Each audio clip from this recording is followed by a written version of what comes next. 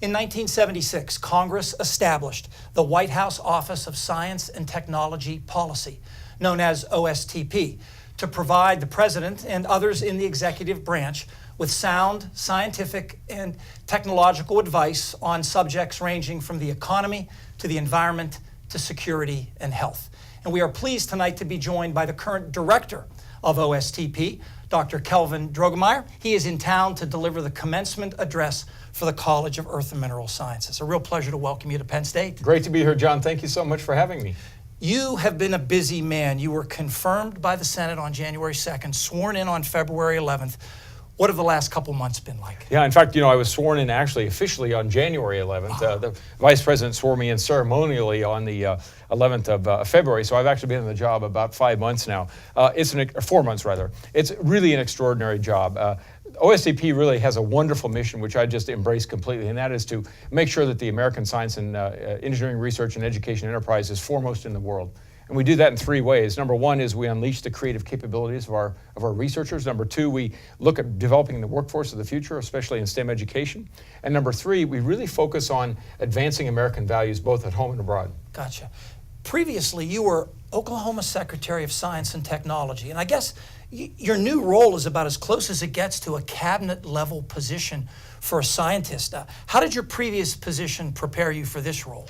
That cabinet position was great because you really understood how the various parts of the state government, in the case of Oklahoma, really work together. At the federal level, in the White House, we have so-called White House components, including OSTP, the Office of Management and Budget. We have the Council on Economic Advisors, National Security Council, all these different groups that work together. And we're all a team, and we all work together to make sure that we're advancing the nation in all the various ways that are relevant to our particular areas.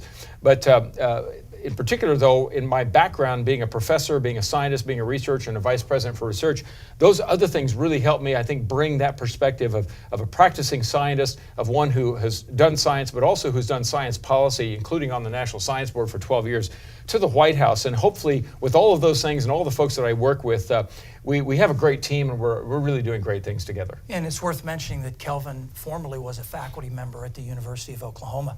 So what's your overriding view on federal funding for science? It's really important that we have robust funding for science in this nation. We are facing some challenges from abroad, but I think the most important thing is that we have a robust enterprise here consisting of the federal government, first and foremost. We have private sector companies, we have nonprofit foundations, we also have our tremendous universities.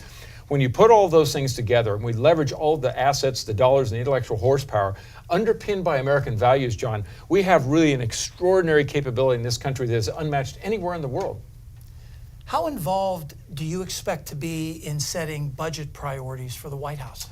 It's a great question. Every year, OMB, the Office of Management and Budget, and the OSTP put out a yearly guidance memo to all of our federal agencies. And basically that memo talks about what the priorities are for the next fiscal year, and it allows the agencies to think about planning their budgets, looking at how they set their lower tier priorities. It's really a broad conversation, but it helps articulate to the academic community what the priorities are, like Penn State, for example, the researchers, what they can be thinking about doing going forward. And it's one of the ways in which we're involved, and I'll be involved in the next budgeting cycle that will begin very shortly. Okay. So during your confirmation hearing, you said science has to lead the way in telling us what the facts are. So what are your guiding principles to make sure that science is allowed to properly inform the policy? Right. I think it's extremely important, and I mentioned this, John, in my confirmation hearing, that science needs to happen in an unfettered way. That is, for example, we don't want to have political influence in science. We want to let science and the research process, which has been tried and true for many, many decades, really lead the way to the scientific outcomes that are important for informing policy. The science itself is not policy. It informs policy along with things like economic factors, national security factors, some of the presidential priorities. But you put all of that together with science at the table, which is one of my primary roles as OSTP director, making sure that science is at the table for these very important decisions. Have you had the chance to give the president or anyone within the executive branch any advice so far? And if so, on what matters? Right. Yeah. In fact, as director of OSTP, my role is primarily to advise the president and other members of the executive branch. Of course, as you would imagine, the president receives advice from lots of folks, and we all work together. But pretty much from day one, I have been working with the president on things like the Artificial Intelligence Initiative. The president signed that executive order on the, I believe it was the 11th of February, when I actually got ceremonially sworn in. We've had many conversations with the president about these important things, but we also work with the other components of the White House and other federal agencies, and we put all that horsepower together. It's a tremendous capability to provide advice not only to the president, which happens in many ways, but also to other parts of the White House itself. And of direct interest to our viewers, what kind of advice would you give the president about the science of climate change? Yes, it's a great question. The president is extremely keen, as he said in the narrative that came out for Earth Day. He said, we really want to be good stewards of the environment. We want environmental conservation. We want to protect the environment. I think those are extremely powerful words.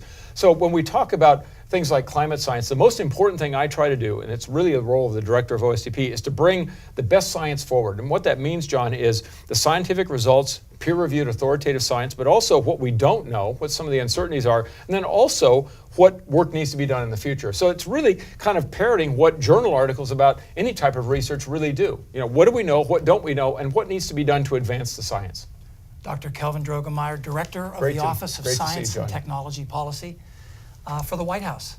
Thank you for stopping by. Thank you, John. Appreciate it. And we will be back in a moment with a recap of our short-range forecast.